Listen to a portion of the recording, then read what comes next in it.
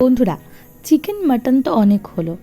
আজকে চলুন আমরা রান্না করি জুরাসিক যুগে ডাইনোসরের বন্ধুকে।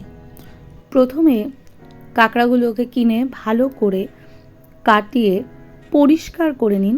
তারপর তাতে দিন নুন, হলুদ এবং লবণ।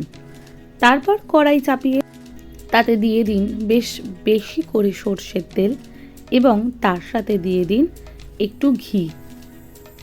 ডাইনোসরের বন্ধু বলে কথা, তাকে তো একটু ভালো করে তেল এবং ঘি দিয়ে রান্না করতেই হয়। তারপর তেল ঘি গরম হলে তাতে দিয়ে দিন সাদা জিরে, তেজপাতা, শুকনো লঙ্কা এবং গোটা গরম মশলা।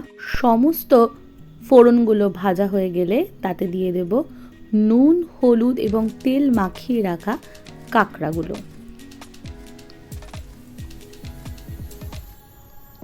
তেলে বেশ খানিকক্ষণ ভাজার পর রং পরিবর্তন হয়ে যখন ঠিক কমলা লেবুর রং ধারণ করবে, ঠিক সেই মুহূর্তে আমরা সমস্ত কাঁকড়াগুলোকে তুলে ওই তেলের মধ্যেই দিয়ে দেব কাঁচা লঙ্কা, টমেটো, পেঁয়াজ, আদা, রসুন গ্রেট করা। এরপর কি তেলের মধ্যে বেশ খানিকক্ষণ নাড়াচাড়া করতে হবে। সমস্ত মশলাগুলোর থেকে কাঁচা গন্ধ যখন চলে যাবে সেই মুহূর্তে দিয়ে দেব জিরে, আদা, ধনে, গোটা গরম মশলা, বাটা মশলাটি। এরপর আরও বেশ খানিকক্ষণ নাড়িয়ে সমস্ত মশলাগুলো থেকে যখন ভাজা হয়ে তেল উঠে আসবে সেই মুহূর্তে দিয়ে দেব ভেজে রাখা আলু। ভেজে রাখা আলুগুলো দেওয়ার পর আমাদের বেশ খানিকক্ষণ নাড়াচাড়া করে তারপর দিয়ে দিতে হবে ভেজে রাখা কাঁকড়া। ভেজে রাখা কাঁকড়াগুলো ভালো করে বেশ খানিকক্ষণ নাড়াচাড়া করে তার মধ্যে আমাদের দিয়ে দিতে হবে পরিমাণ অনুযায়ী লবণ এবং সামান্য পরিমাণের চিনি।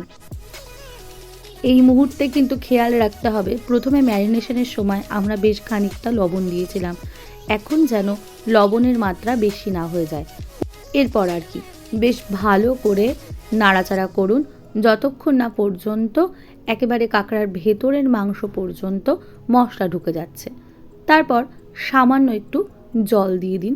তারপর বেশ খানিকক্ষণ নাড়িয়ে মশলা যখন কষে আসবে এবং সমস্ত কাঁকড়া যখন সেদ্ধ হয়ে যাবে সেই গরম কাঁকড়ার ঝোলে দিয়ে দিন গরম মশলা গুঁড়ো এবং ঘি।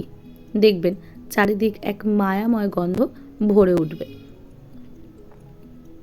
এরপর গরম ভাত নিয়ে নিন, সঙ্গে নিয়ে নিন এই কাঁকড়ার ঝাল। আশা করি সবার ভালো লাগবে।